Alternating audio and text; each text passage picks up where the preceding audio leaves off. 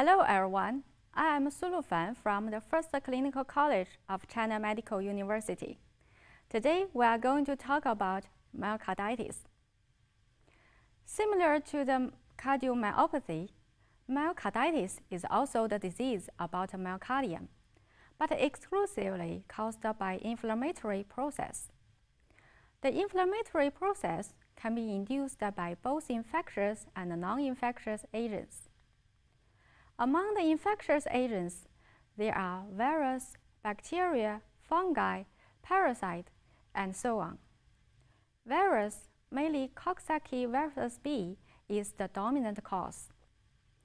Non-infectious causes, including toxic agents, radiation, granulomatous, are relatively common. Injury of the myocardium during the inflammatory process in viral myocarditis are both from direct and indirect pathways. Viral invasion and replication can cause myocardial injury and lysis. Viral infection activates the immune response system and releasing cytokines. However, overreaction will in turn cause damage of myocardial and microvascular structure of the host. Long-term injury induced by the virus invasion will finally lead to myocardial fibrosis and dilated cardiomyopathy. Massive infiltration with inflammatory cells is the pathological feature of myocarditis.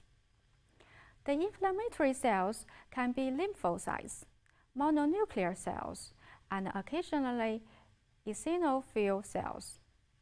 In addition, clear myocyte damage and interstitial edema will be seen as the damage of the heart. The typical patient with presumed viral myocarditis is usually a young to mid-aged adult. Progressive dyspnea and weakness develops within a few days to weeks after a viral syndrome that was accompanied by fever. Acute virus myocarditis often presents with symptoms and signs of heart failure and arrhythmias.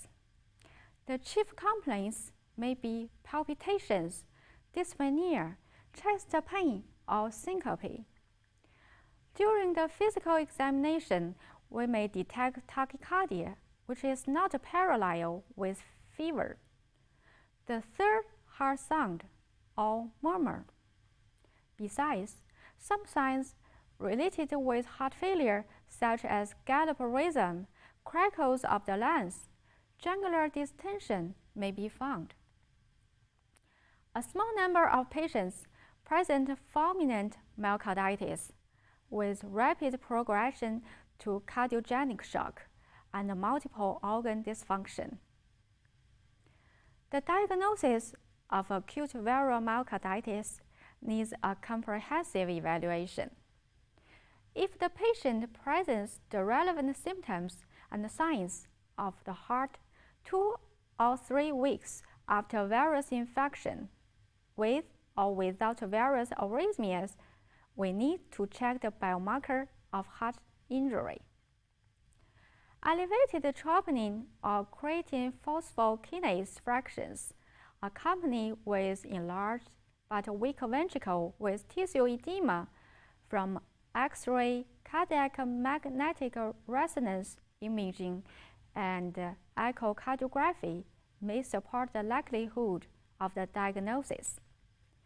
The endomyocardial biopsy of the findings of virus and the gene fraction can help confirm the diagnosis, but it is an invasive method and not often indicated for the initial evaluation.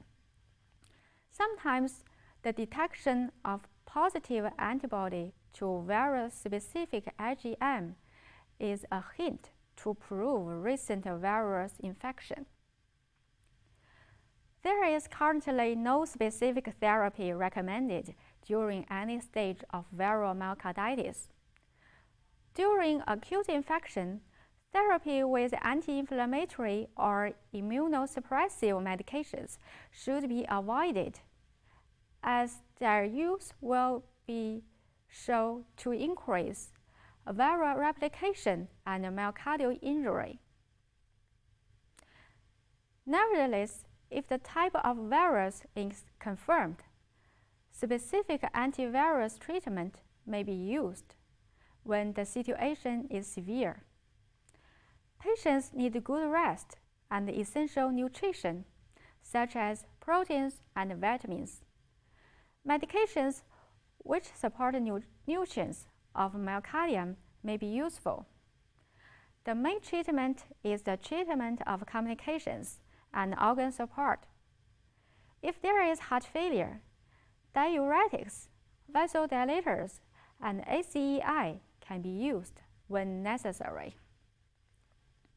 Temporary pacemaker or anti-arrhythmic agents are needed if arrhythmias occur according to the type and heart rate. Regarding to the prognosis, a majority of the cases can be cured by support treatments and self-immune response. As I mentioned at the beginning, some cases may turn to chronic viral myocarditis and develop to dilated cardiomyopathy in the future. This is all for this class. See you next class.